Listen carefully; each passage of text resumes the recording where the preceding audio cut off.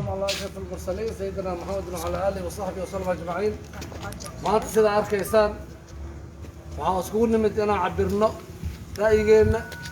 aragtideena ku aadan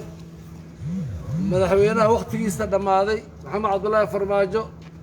oo isku bedelay markii laga bilaabo xalay markii uu weeraray deegaanka ay deganaayeen madaxweynayaashii hore iyo musharaxiinta kale wuxuu isku bedelay dictator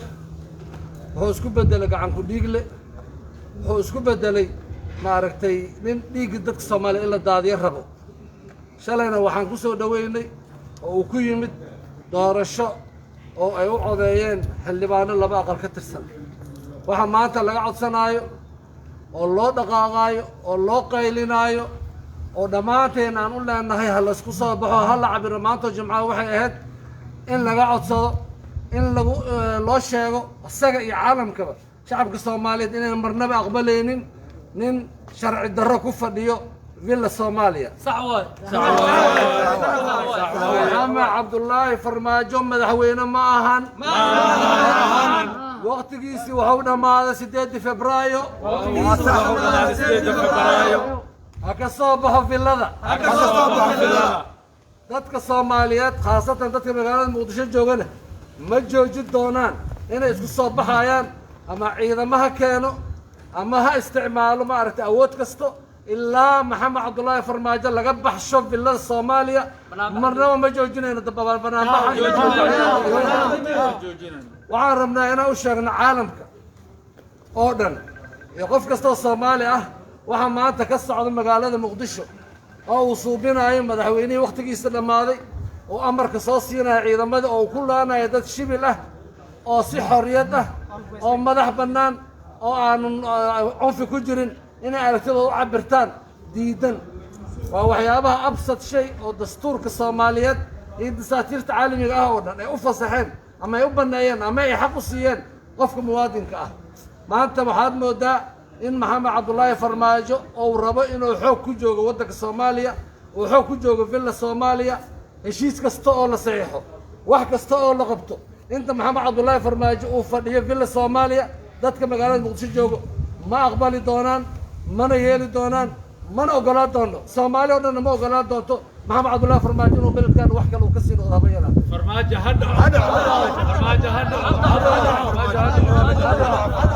waxaan rabnaa in aan ilaalino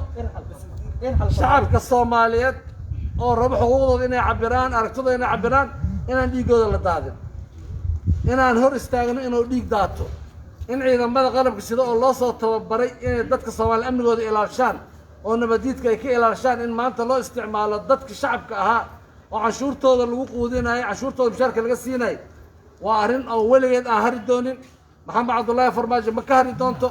kama hari doonto taliyaasha ciidamada oo amarka la siiyay ku fulinayo nimaan amar u lahayn inuu siiyo ارحل فرماجو irxal Farmaajo irxal اليوم irxal Farmaajo Farmaajo ha dhaco laga baxsho villada ma sii joogi doontid villada mana ka yeeli doono wax kastoo aad suubisid wax kastoo la suubiyo ciidan walbo la soo qaato marna dadka Soomaaliyeed ma ka yeeli doonaan dhaqanka aad wadato maaragtay marka waxaan rabnaa inaan cabirno saacad walba ciidanka asaguna ku haay maalin walba meesha iyo waqti walba anagana sidaana u soo aruureena asku iimaanayna dadka jidadka laga celsho naftoodana waa keenayna biidin Allah ta'ala farmaajo out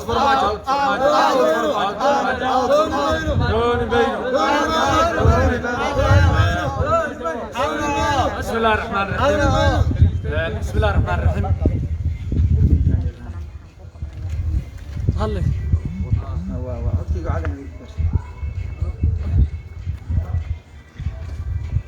halkan waa meel ka mid ah magaalada Muqdisho dadkan waxay ka dibad baxayaan nidaamka ka dhan ah madaxweyne Maxamed Cabdullaahi Farmaajo waxa hogaaminaya musharax madaxweyne Cabdiqaadir Cusuble ahna xubin ka mid ah baarlamaanka golaha shacabka oo waqtigoodii dhamaaday toos waxaad nooga daawanaysaa Universal TV ismaadkeenan mudaharaadka ah waxaan hogaaminayo hogaamiyaha weyn ee Soomaaliyeed ee musharaxa madaxweynaha Cabdiqaadir Cusuble Ali waxaan isugu imaanay saakay sida ay ballantuba ahayd inaan banaanbixii xoogga badnaa ee looga soo horjeeday dictatorka waqtigiisu dhammaaday ee maxamed cabdullaahi farmaajo kulankeennu wuxuu ku bilowday si sharaf leh ayuu ku bilowday waxaan ugu baaqaynaa madaxweynaha sharci darrada ku jooga ee waqtigu ka dhammaaday waxaan ugu baaqaynaa intay goor tahay waxaan ugu baaqaynaa inuu filada ka baxo waxaan kuugu baaqaynaa inaad filada ka baxdo ciidanku kuma ilaalin karaan ciidanka ummadda hooyooyinkii aabbayaashii dhalaa magaalada muqdisho jooga ciidamada aad soo diraysa kuma ilaalin karaan ma hooyanaysid cawada maanta ma la kala tegaayo banaanbaxan waa siduu u bilowday dadka dilka iyo dagaalka aad nambar 4 maanta ka bilowdana waan ognahay waxaan cambaaraynaynaa falka dictatorka uu ku socdo iyo jidadka xun oo hore loogu soo daalay 30 sano ka hor oo maanta dabadeeda haayo waxaan shacabka muqdisho ugu baaqaynaa waxa uu maxamed cabdullaahi farmaajo u socdo madaxweynaha dhacay wuxuu u socdo wax kala maaha wuxuu u socdaa sharafkiina iyo cirdigiina iyo karaamadiina iyo dadnimadiina inuu dulaysto u socdaa waxaan ku baaqaynaa inaan fara kulul isaga qabanno waxaan ku baaqaynaa inaan ridno ilaa ummadda Soomaaliyeed midnimo iyo dawlad sharaf leh aan ka gaarsiinayno ma istaagi doono intuu maxamed cabdullaahi farmaajo oo wax isagoo sharciyada ka dhamaatay oo filada ku dhex jiro filada waa la wada leeyahay kursiga waa la wada leeyahay maanta ummaddu dhex yaala madaxweyne ummadda uma ahan ninkaas shalataa la doortay waad ogeedeen xoog kuma imaanin dalkan ummadda muqdisho dhan way diyaarsan tahay 3 milyan oo aqoon-yahan iyo dhalinyaro waxay u diyaarsan yihiin hadday gorgor iyo kooxaha yaryarka uu soo ururiyay inay dagaal nugula aadaan u moodo wallaahi dagaal nugula ma aadaan haddaan dagaal cashwaa'i oo shacbiya aan la galno galabta haddaan bilowno dagaalkaas wallaahi farmaajo 2 saac oo habeenimo gacanta ku haynaa inaan soo qabanno soo diyaar uma nihin waxaan rabnaa intay tala agtaadu taallo oo maanta aad meesha yar ka guuri karto ka guur waqti aad haysataa waxaan ugu baaqayaa ciidanka xoogga dalka Soomaaliyeed war ciidan oo dalkaad leedahay berita farmaajo madax Cabdiqaadir cusub la bedeli kara war beri sarkaalow ninka sarkaalka ah oo dhalinyarada ah war adigu dalkaad u dhalatay oo dalkaanaad ka dhalatay oo ciidaanaad u dhalatay ninkaas maxamed cabdullaahi farmaajo waa muwaadin ummadda ka tirsan waa sharcigana wuu ka dhammaaday adeegsiga qaldan ee lagu adeegsanaayo waxa waaye waa la xisaabin doonaa waana la isku baari doonaa saraakiisha eriyada number 4 joogtay ee maanta mudaaharaadkii number 4 iyo fagax xabadaysay xog baan ka haynaa xog kuwa xalay weerar ka qaaday xogaan ka haynaa waana daba joognaa xogtooduna waa la qoray waa la diiwaan geliyay ogaada cid kastoo isku dayda inay dictatorka garab ku siiso sii jiritaankiisa way ka shalaayi doontaa ha ogaato wallaahi way ka shalaayi doontaa waana laga daba tegi doonaa waa mahadsantiin farmaajo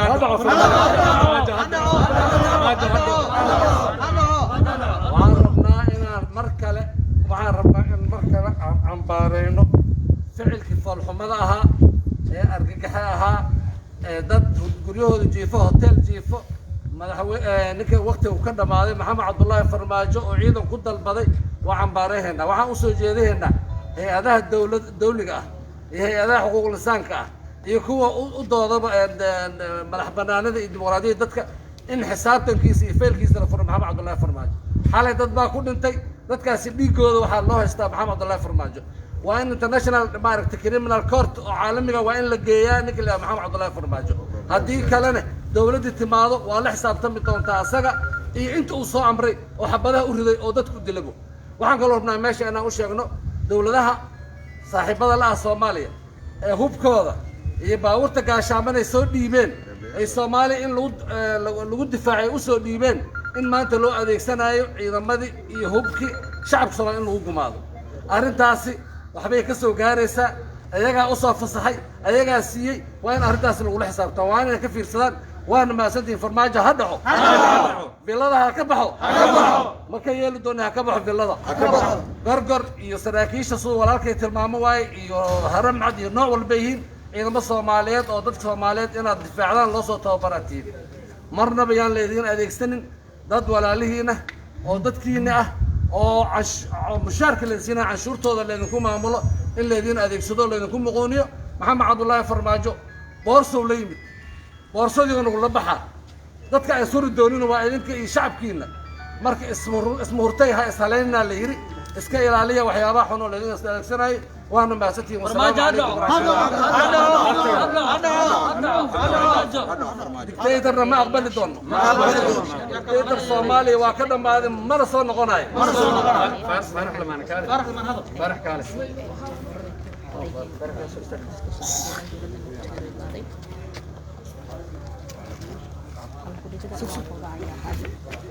الله الرحمن الرحيم الحمد لله رب العالمين والصلاة والسلام على أشرف الأنبياء والمرسلين sida ogtihiin maanta waxaa isugu nimid ballanteennii ahayd barnaamijkii weynaa oo aan ku baaqnay in lagu qabto magaalada muqdisho loogana soo horjeeday xukunka diktaatooriga oo waqtigiisa u dhacay oo maalin walba falal xun oo aad u qarriban ummadda Soomaaliyeed usii horjeedo ku hogaaminaya ama maxaan ku yiraahdaa ku raba inuu ku maamulo arrintaas aan u taaganahay maanta isugu nimid waxaan nagu hogaaminaya hogaamiyeena ahna midowga murashaxiinta oo dhan arrintaasna waxay ka socotaa magaalada muqdisho beebayaal iyo ciidan la soo adeegsadana dadkan waxba kama qaadi karaan 3 milyan oo canshuur bixiyaal ah oo maalin walba waxa ay bixiyaan oo dadaal ah lagu maamulo magaalada muqdisho joogta hal nin oo shal boorso watay yimidna dalkan afrasan oo mandate-na haystay inuu ku sii joogo xukun dictatorial waxaan aqbalayna maahan dadka wax bartay oo aqoon-yahanada iyo shacabka waxay u diyaarsan yihiin har iyo habeen inay soo jeedaan ilaa uu ka baxayo ninkaas xukunkiisu dhammaaday dictatorka caalamkuna uu jeedo Soomaaliya dhan ay u jeedo annaguna ma ka yeelayno waa soo jeednaa dad wax bartay oo aqoon-yahanna ayaan nahay har iyo habeen waa u soo jeedinaa ilaa uu ka baxayo farmaajo filada heshiiska lagu yahay ee Soomaaliyeed ay wada leedahay hal nin oo dictatorial inuu 3 milyan oo qof oo Soomaali ah oo ku nool caasimadda Soomaaliya inay uu maamulo xukun falsa ah oo waqtigiisu dhamaaday inuu ku maamulo yeeli mayno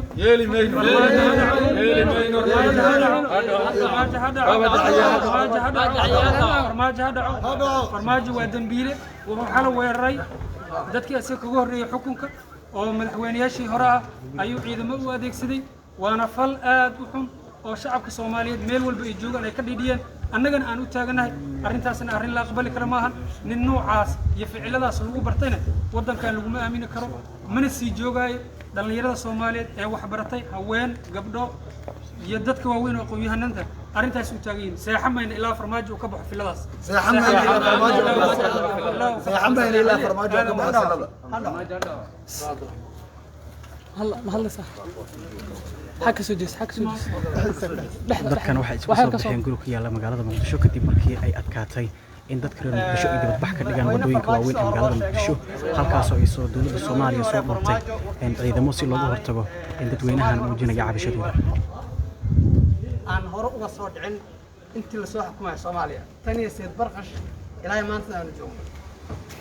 kow madaxweyne farmaajo waa ninka ugu horeeyay madaxweynihii hore waa ninkii ugu horeeyay oo muddo 4 sano ah wadooyinka magaalada muqdisho xiray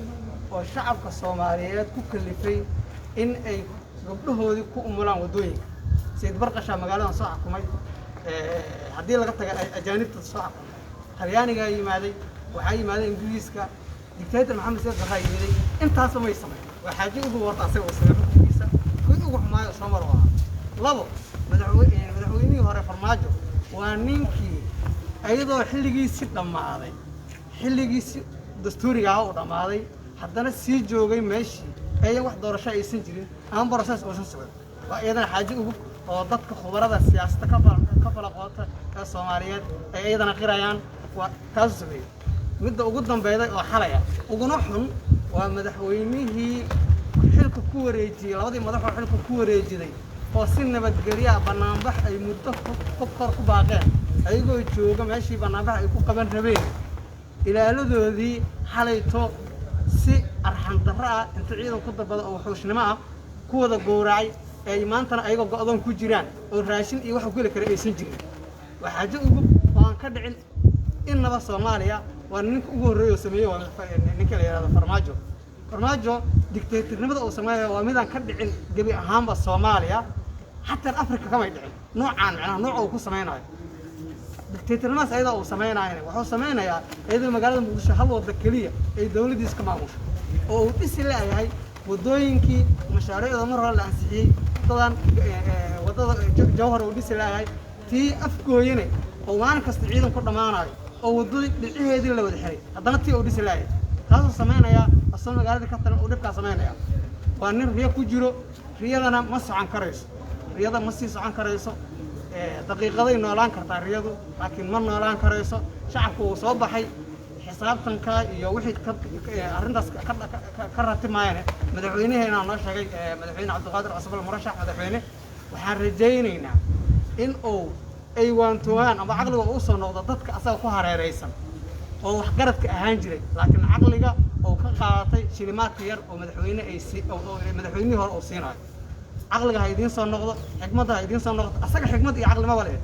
idinka xikmad ha idiin soo noqoto taliyayaasha ciidanka qaybahooda kala duwan sida hore loogu baaqay mar labaad waxaan ugu baaqaynaa war taliyow ka joog dadkaaga iyo dalkan adigaa iskale adaan usoo hara daraatay shalaytay ninka la yidhaahdo profesorka caanka Soomaaliyeed markuu dhahayay aniga markii Ethiopian kusoo duulay waddanka waxaan u wareegay Afrika Yurub iyo Mareykanka u wareegay si ay xorriyad u hesho magaalada Muqdisho ninka kan asaga ahne uu iska jifo talo iska jifo annaga markii xabadaha dhacayeen ayaan magaalada Muqdisho ku soo baranay waxaan wax soo baranay ma doonayno dictator shala dictator aan xoreynay mar labaadna ma doonayno istaliya ma aqbalayno qoraaga weyn la yiraahdo Isha Cabaas Aqaad wuxuu yiraahdaa inaad noloshaada ku noolaato hal maalin oo xorriyad ah ayaa ka fiican inaad dictator ku noolaato 100 sano sidaas daraadeed annaga xorriyadaan dooranay mana ku hoos jirayno dictatorka xilligiisa waa dhamaaday maal daqiiqadaa u haray caawana madaxtooyada loogu galaya ma jiifanayo caawa waa maasantii ما تجي فندق ان شاء الله waa maasantiin marka